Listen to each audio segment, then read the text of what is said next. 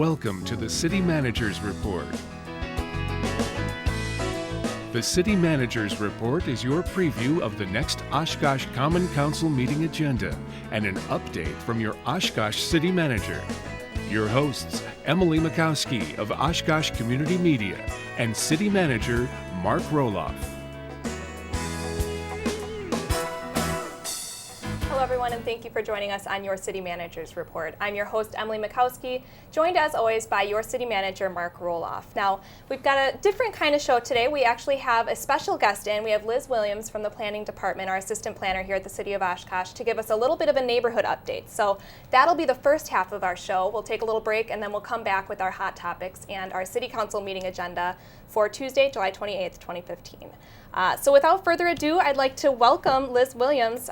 Thanks for stopping by today. Thanks for inviting me. So we got a lot of really exciting stuff to talk about, mainly dealing with neighborhood revitalization. Mm-hmm. So you guys have been very busy over the past year. Mm-hmm. Maybe we can start out talking about some of the revitalization programs, in particular Middle Village. Yeah, we've been working quite a bit with the residents in Middle Village. We had the first ever neighborhood plan approved by the City Council back in 2014. Mm-hmm. And since then, we've done quite a few improvements in the neighborhood. The first big thing was we installed some street identification signage, mm-hmm. To provide a little bit of identity so people driving through the community will know where they are. When they see those signs, they're located in somewhere special, Middle Village. And then another big initiative that we did with working with staff here is we applied for a blight elimination grant through the state of Wisconsin, and we were actually able to demolish 3 vacant and blighted homes throughout the neighborhood. And then we also acquired a 4th lot, which we've been slowly but surely developing over the last few years. So the first project, if we want to look at, was the green space that took place on the corner of Parkway the blight elimination at Parkway and Central Street. So the state came in and they had some representatives there, and we actually took down a home that had been vacant for over 5 years. It went in and out of foreclosure. And so it was a pretty exciting day for residents in that neighborhood. That's some awesome video here. Yeah. It was very dramatic, but it was very necessary. Right. So this space now is awaiting development as a community garden. So we've been working with residents to develop a concept plan for that space. And contractors are getting started yet this summer on developing that community garden for residents to enjoy. What's really cool about that, Liz, is that the neighbors have offered to maintain this for the city. So this isn't going to have any extra taxpayer cost, and it's wonderful that the residents of the Middle Village area have partnered with us, that they're willing to assume those responsibilities, because little pocket parks can become a maintenance issue, but our residents have taken that concern away. Exactly, and you've really been working closely with the residents themselves too. Yes, very much so.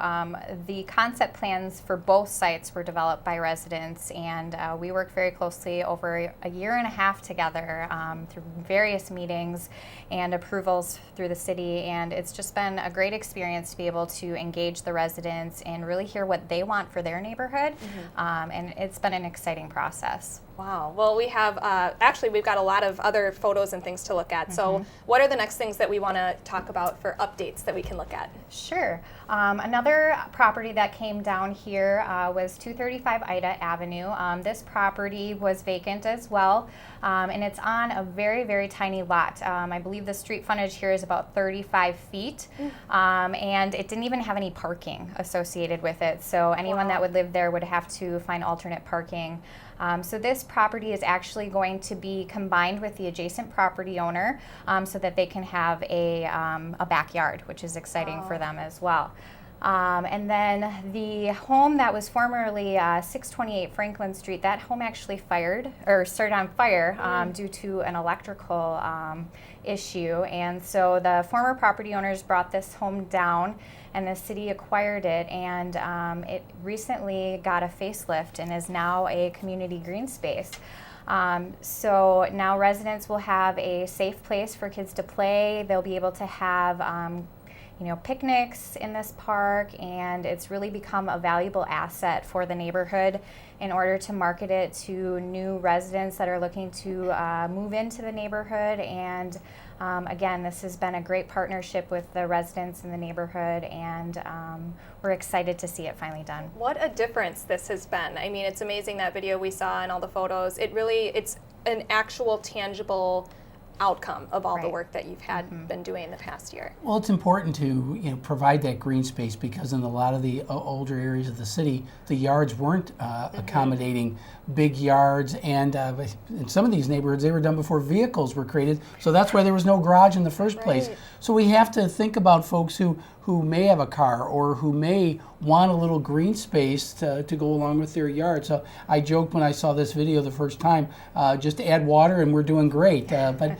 it's a wonderful addition to the neighborhood, and I think this is the type of stuff that we need to attract families and young people to want to engage and be part of our neighborhoods. Yes, and it kind of goes back to, I know Mayor Cummings always is on this point, is creating a sense of neighborhood, bringing that back, which is this is just another great outlet to do that. Exactly, yeah. So.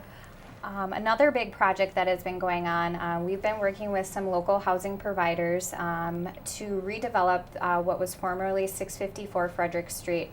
Again, this is another home that had been vacant for many years, in and out of foreclosure, and we're hoping through this partnership with our local agencies, we'll be able to develop a new single-family home, and hopefully we can get a new first-time home buyer in there, and it'll be a great new addition to the neighborhood as well.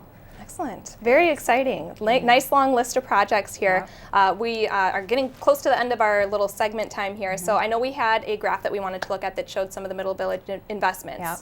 Yeah. So over the last 2.5 years, the city has actually invested close to just over $4 million Wow. in terms of street projects and owner-occupied rehabilitation, and then the public improvement projects that we just talked about, the green space and the community garden.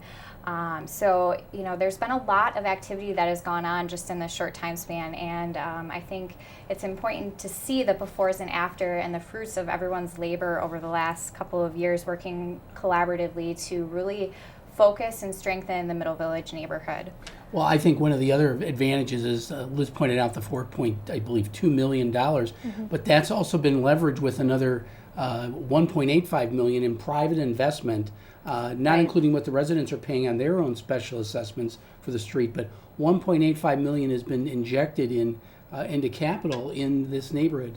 That's so powerful, because that reinvestment is really what we're talking about when we're talking about neighborhood revitalization. Definitely. It really shows that people are taking a stake in their neighborhoods. We definitely want to talk about some of the other things that you have going on, so maybe you can briefly tell us what we've got going on. I think we've got some at Emmeline Cook and Millers Bay neighborhood. Yep. The city's been working quite extensively with residents in Millers Bay Neighborhood Association. I get them all mixed up. There's so many. There are, and that's a good problem to have. Yeah, that is a great problem to have. So we've worked with residents. They've partnered with the Oshkosh Area Community Foundation, the school district, and Emmeline Cook actually got a great facelift this year.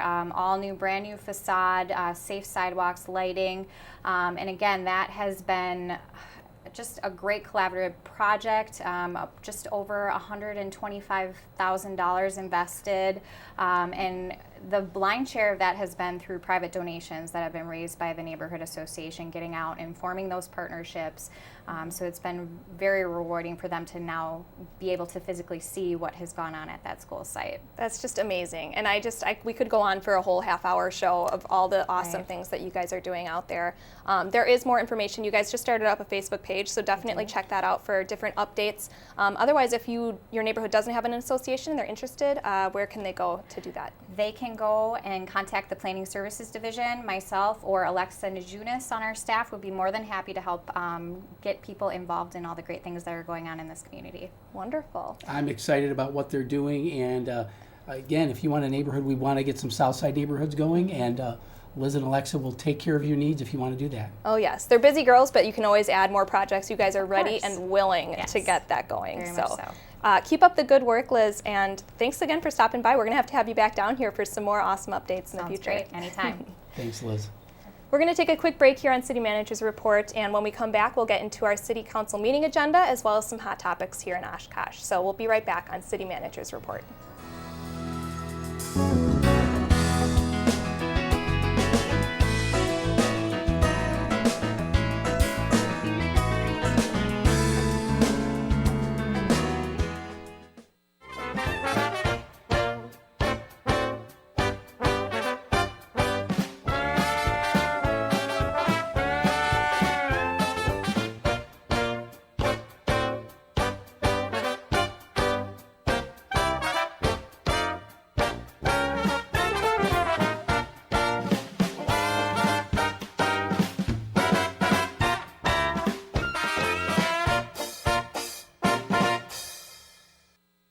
If you have expired or unused medication, don't flush it, pour it down the drain, or toss it in the trash. Safely dispose of unwanted or expired medications at the drug drop box located inside the Oshkosh Police Department. It's convenient and anonymous, safe and secure, and it's open to everyone 24/7. Drop off your prescriptions, over-the-counter drugs, pet meds, and more. Keep drugs out of the reach of children and out of our water supply. Dispose of unwanted or expired medications at the drug drop box. For more information, visit the Oshkosh Police Department website at oshkoshpd.com.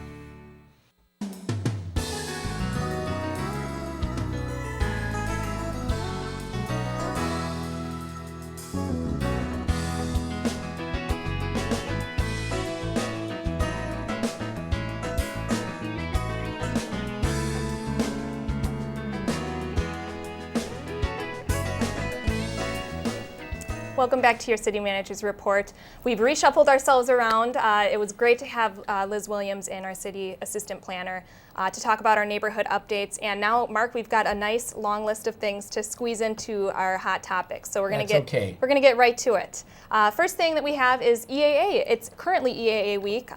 There's been a lot going on, and we want to talk about some of the things that the city has been doing involved in that. So maybe you can tell us, have you been down there much this week? Yeah, I've been there in and out. Other staff members have been out there, primarily economic development, business attraction, and Oshkosh promotion. Alan Davis, our community development director, has been at the booth sponsored by the Chamber of Commerce and the Convention and Visitors Bureau, sometimes answering simple questions, other times just talking to people about Oshkosh and opportunities that exist there. I've participated in what the university, their Air Innovate program, has 5 businesses that they've been working with, and they were making their pitch. They're all aviation related businesses, kind of a Shark Tank type of thing, where they it's called Pitch and Mingle, where they make a pitch and then mingle and talk about their businesses.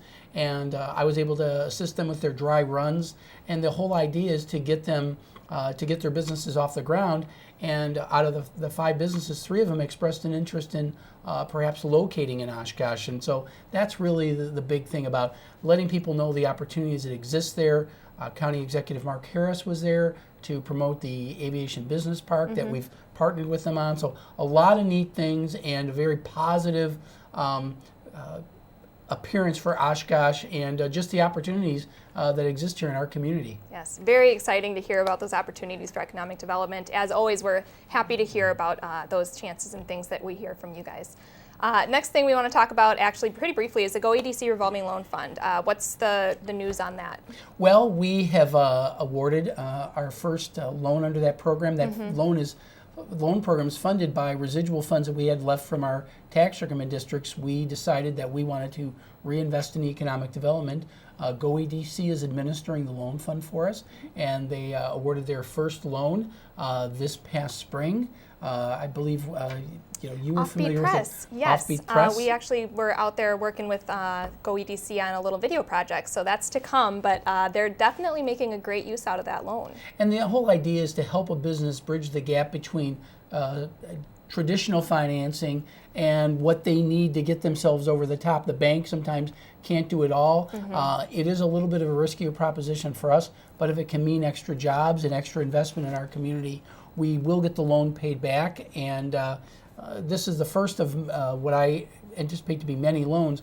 We're building a war chest of $2.4 million in revolving loan fund loans. So we'll have that available for businesses small or large. And you can certainly contact Go EDC if you have any business expansion plans. Excellent. Well, we're happy to hear that it's been successful, and we look forward to hearing more success stories. Next item that we have here is Allerton Drive, loading relocation. Now, that we've talked about it quite a while ago on the show before, so what's the update on that? We have been working with Wisconsin and Southern Railroad as well as Oshkosh Corporation to apply for a state grant that would enable us to move the loading area that is currently used for Oshkosh Corporation. We couldn't just simply move the Oshkosh Corporation loading area.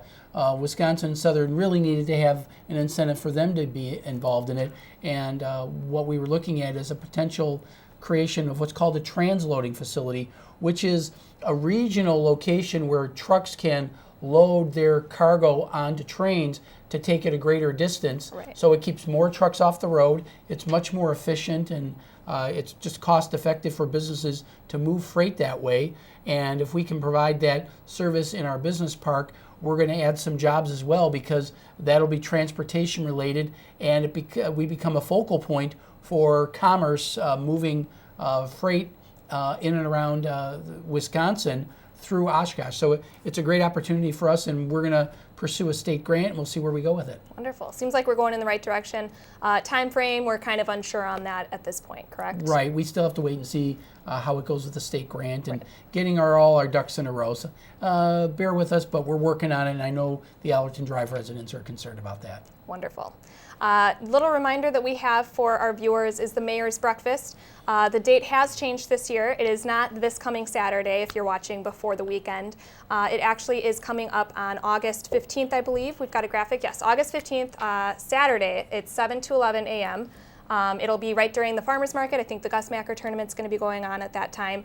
You can look up the Oshkosh Community Mayor's Breakfast on Facebook. They can give you any kind of updates as far as date goes. But again, it's Saturday, August 15th from 7 to 11 a.m. Yeah, it's typically been associated with EAA. We decided, or the group decided, it's really not a city function, but it's a community function. And I believe the group decided that it was more of a community event because there's conflicts with other EAA programs. So it's been moved to a time when maybe more Oshkosh residents are available, and it's going to be offered at a great time. And it's a great community event. Encourage people to come out on Saturday, August 15th. Oh, yeah, I'll be out there. I'm going to get some bacon and eggs and see some of my friends out at the breakfast. It's a great community opportunity, like you were saying. Absolutely. All right, well, we're going to go ahead and move on to the next part of the show. It's that time of the show where viewers have a chance to ask their city manager anything they want about things that are happening right here in Oshkosh. So let's go ahead and see what the question mark question is this week.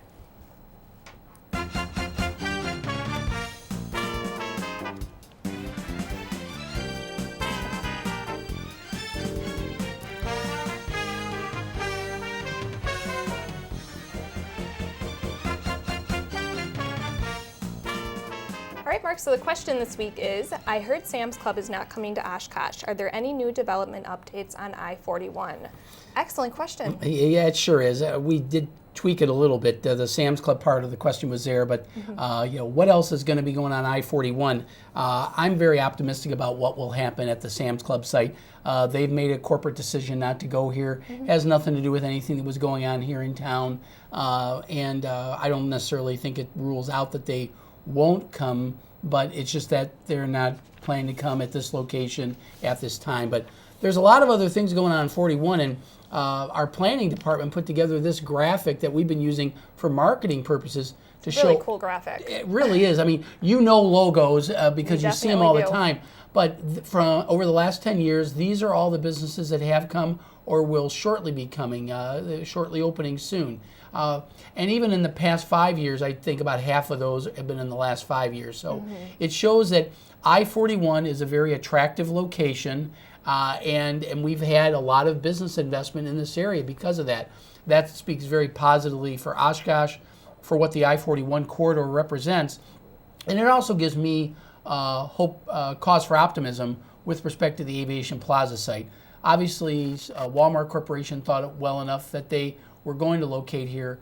Corporate decision means they're not doing it today, but I anticipate that with all the business activity that's going on here, that I'm optimistic that we're going to get something there at Aviation Plaza eventually. And we know that there are other national chains looking at locating here. So we're out there marketing, beating the drum for Oshkosh, and we'll get that eventually. Yes, and so in the meantime, for the second part of that question, currently there's developments happening on the I-41 corridor, like trying to read here, Dick's, Panera's coming in. I know you said your son's excited for the Noodles and Company to open. Absolutely. So a lot of great things to look forward to. FloorQuest has recently opened, and there's typically some turnover at the outlet mall. PetSmart's coming. So depending on what your interest is, there's something there for you. And and this is in addition to all the local businesses that we have throughout the community in the downtown area.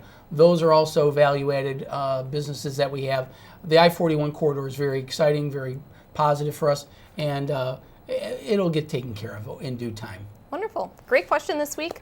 If you'd like to send a question to City Manager Mark Roloff, you can email it to questionmark@ci.oshkosh.wi.us, and he'll answer it on the next episode of City Manager's Report. So now we're going to go ahead and take a moment to dive into the City Council meeting agenda for July 28th, 2015. And Mark, the very first thing that we want to talk about is the proclamation at the very beginning of the meeting. That's declaring that Civility Month is in Oshkosh during August of 2015. So maybe you can explain to us what exactly that is. Sure. A community group called the Oshkosh Civility Project, they were formed in 2010, and in 2011 the council adopted a civility pledge that said we're going to abide by standards with our public meetings. Nothing wrong with disagreeing. You don't like something we're doing, come and speak your piece. But the idea is to do it in a civil fashion. And so these are part of the standards that the Oshkosh Civility Project is promoting throughout the community. The council adopted those, and the group decided that they wanted to have a month to at least re-engage everybody to essentially repeat what's been said before. So we'll be giving our Speak Your Piece talk on Tuesday's meeting and just promote civility throughout the community. Wonderful. Very positive subject. Next item we want to talk about Resolution 15-356, approved developer agreement for the south side of Marion Road. Can you give us a little bit of background on what exactly this is? Sure. This is right along Marion Road by where the Rivers project is. The Anthem development has been recently opened just adjacent to that, but there's a little area in between that's continued to be owned by the city, but the agreement here is to develop this property for another residential development. Which would be the third. Which would be the third and likely the final one. Okay. But the idea is to fill that area in. It can't be completely filled in because there's some areas that we really can't touch from an environmental standpoint, but we'll be able to spot fill it in, and this is the process that we have to go through with Wisconsin Economic Housing and Economic Development Agency to get some funding for this project. Okay, you said it's probably the final residential property. What would be of more value than a residential? Well, this action also includes an option for this development group to purchase over by Jackson, right at the river. It would be a mixed development, so commercial, either office or some type of retail, restaurants. Those are the types of things that have greater value. There may be some residential above it, but the idea is to get some more high value area that pays off the TIF a lot better and recover some of the costs that we've had. Because remember, we incurred a lot of costs over the years to acquire these properties and get them environmentally clean. We get our payback through these developments, and so we need a little higher value up there, and so we'll be targeting more office and commercial residential, or office and commercial developments in the next phases. Excellent, great to know.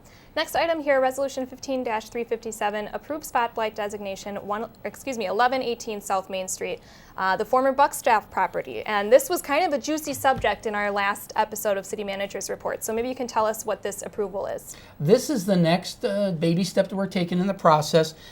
We have to technically do what is obvious to everybody. We have to declare this a blighted site. That's a legal term, not a very obvious functional term that everybody knows and sees just what an eyesore it is. But legally, we have to declare it blighted so that there are certain protections that we have if we were to acquire the site, and it protects us from any type of environmental responsibility. It limits our liability, and that's what we're trying to do here. So clearly, this site is blighted to to the naked eye, everybody gets that. This gets the process moving closer to what could potentially be an agreement to eliminate the hazards that are out there, and we'll see where we go with it from there in terms of future development. Excellent. Check our social media for updates for that. You can look at our Twitter page for other things that might be coming up as It's really been trending on Twitter. It's been trending. I think we had almost 5 times as many hits on YouTube after I kind of teased it a little bit on Twitter. So it's a great way to find out information about your city. So I definitely recommend you follow at City of Oshkosh on Twitter. Next item that we have here is Ordinance 15-365, designate a signalized pedestrian crossing on Oregon Street for the Riverwalk. And can you tell us that this is kind of part of the next phase here of the Riverwalk? Yep. When we included our grant application, we recognized that at the bridge at Oregon Street that we would need a crossing because most people will not go all the way back to 6th Avenue. So we have this crossing identified in our grant application, and whenever we put a signalized crossing, by ordinance, we have to designate it that way. That's really what we're doing here. So if we get the bids coming in well enough, we'll be able to put a crossing there so people can make a quicker crossing down the river for this next phase of the Riverwalk. Great. Great to know, and I think a lot of the Riverwalk walkers will be very happy about that too. Very briefly, we want to just kind of breeze through our future agenda item here as a budget workshop. Our second one, August 26th at 5 p.m. in room 404. That'll be live on City Cable 10. You can watch it online at oshkoshcommunitymedia.org. And we did want to mention that there are materials on the city website for past budget meetings and information. Right, on July 22nd, we had a budget workshop. The council very much appreciated the information, so they asked us to put it on the website, so that's what we've done, and just click, it's right on the hot topics, click budget workshops, and pull out any of the materials. If you have insomnia, it's probably good reading. A lot of good information there if you're an accountant type of person, but we want the public to be aware of what's going on. Wonderful. And on to our last item of the day here, Mark, is an update on Murdoch Avenue Road reconfiguration. So can you tell us a little bit about what the process is here? This was kind of a recommendation from the Traffic Review Advisory Board. Right. You'll recall that the council referred it back to committees to take a look at this. Staff split the issue. The bike lane issue is totally separate from what's being discussed here. That's been going to the Bike and Ped Committee. The Traffic Review Advisory Board has looked at this, and they are recommending that we proceed with the road configuration that moves it from 4 lanes to 3 lanes, the middle lane being a turning lane, which will reduce traffic accidents along that corridor. And that was the real motivation for us to get this done, is to make sure we took care of traffic. The bike and ped issue we can deal with another day, but we really need to get to this traffic safety issue. Wonderful. So you're reporting this to council. The advisory from the Traffic Review Advisory Board goes to you, correct? Right, and so I'm going to follow the recommendation, and I'm reporting to council because this doesn't require an ordinance change for us to do this, but I think it's important enough that we report it to council and let them know what the Traffic Review Advisory Board advised me on, and after I report it to council, we'll see the lane reconfiguration take place. Bike and ped's going to be another issue for another day. For those bike lanes that everybody's been talking about. Right, we can talk about that another time. Yes. All right, well, Mark, thanks as always for joining us today. Great packed show, and we look forward to next time. Absolutely. Again, the City Council meeting is this Tuesday, July 28th at 6 p.m. You can watch it live on City Cable 10 or on oshkoshcommunitymedia.org. You can also listen to it on the radio at 101.9 WOCT, which is also online and on the TuneIn Radio app for mobile devices. Make sure you like us on Facebook or follow us on Twitter for all your community and government programming and updates. Or definitely check out our YouTube channel for government meeting replays and past episodes of your favorite programs. Don't forget, if you have a question for City Manager Mark Roloff, you can email it to questionmark@ci.oshkosh.wi.us, and he'll answer it on the next episode of City Manager's Report. So as always, thanks so much for joining us, and we'll see you next time on your City Manager's Report.